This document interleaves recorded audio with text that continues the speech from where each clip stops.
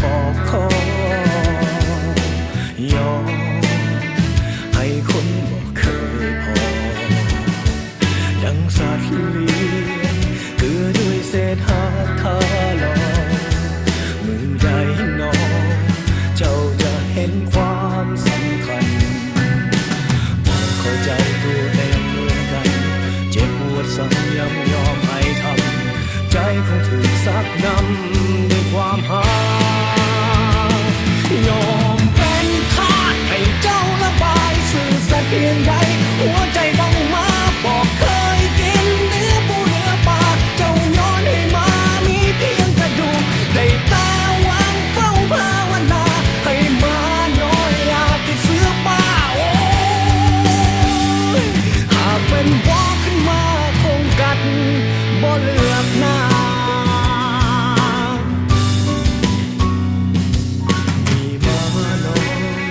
เจ้ายังเลี้ยงนกเลี้ยงแมวมีแฟนแล้วเจ้ายังแจกฮักบ่สุดสิ้นเพื่อความหาให้เจ้าได้ทั้งชีวิต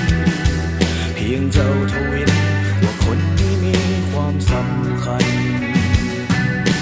บอกเข้าใจตัวเองเหมือนกันเจ็บปวดซ้ำยังยอมให้ทำใจคงถูกซักนำด้วยความหายอมเป็นทาสให้เจ้าระบายสื่อสัตย์เพียงใดหัวใจดังมาบอกเคยกินเนื้อปูเนื้อปลาเจ้าโยนให้มามีเพียงกระดูกได้แต่หวังเฝ้าภาวนาให้มาน้อยอาจติดเสื้อป้าโอ้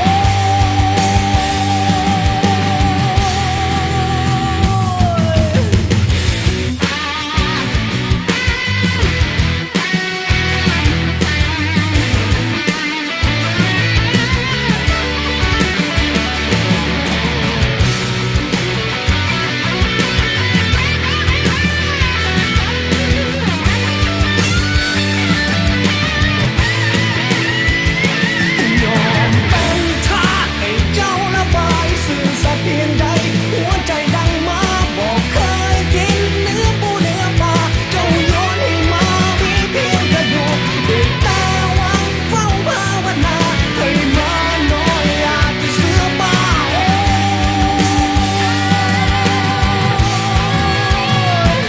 ยอมเป็นทาสให้เจ้าระบายสื่อสัตย์เพียงใดหัวใจดังมาบอกเคยกินเนื้อปูเนื้อปลาเจ้าโยนให้มามีเพียงกระดูกได้แต่หวังเฝ้าภาวนาให้มาน้อยอาจติดเสื้อป้าโอ้ยหากเป็นบอกขึ้นมาคงกัดบ่เลือกหน้า